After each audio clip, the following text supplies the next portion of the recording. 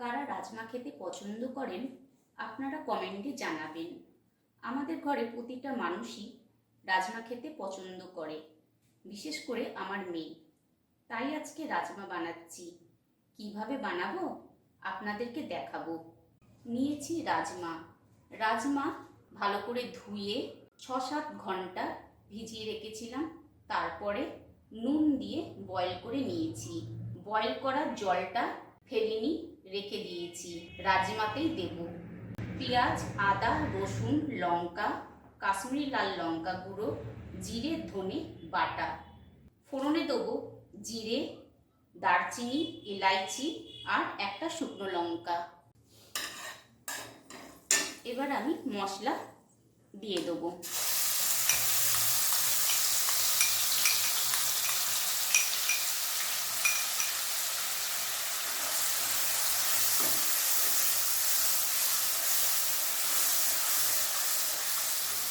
Boil করা যে জলটা ছিল, এই জল দিয়ে মশলা কষাবো। এইভাবে মশলা কষিয়ে নেব। রাজমা নুন দিয়ে বয়েল করেছিলাম, সেই কারণে সামান্য পরিমাণে নুন দেবো মশলাতে। এবার আমি রাজমা দিয়ে দিলাম। রাজমা দিয়ে এবার আমি 5 মিনিট মশলাটা কষাবো। দিয়ে দিলাম গুঁড়ো গরম মশলা। রাজমা দিয়ে রুটি, পরোটা, জিরে রাইস খেতে খুব ভালো লাগে।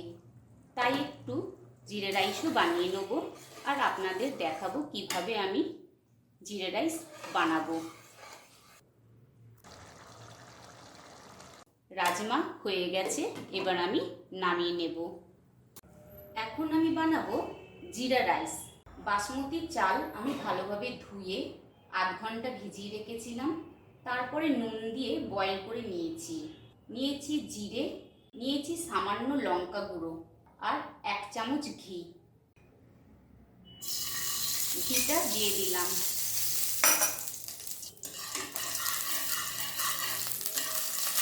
এবার আমি জিরে দিয়ে দেবো।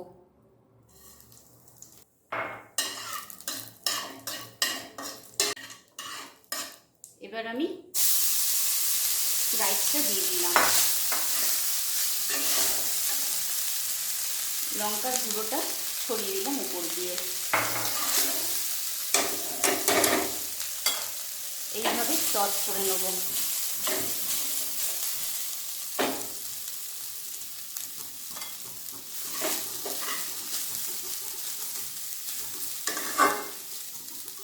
তৈরি হয়ে গেছে জিরে রাইস। তৈরি করে নিয়েছি রাজমা আর জিরে রাইস। এইভাবে আপনারাও ঘরে বানিয়ে খাবেন, খেতে খুব ভালো লাগবে।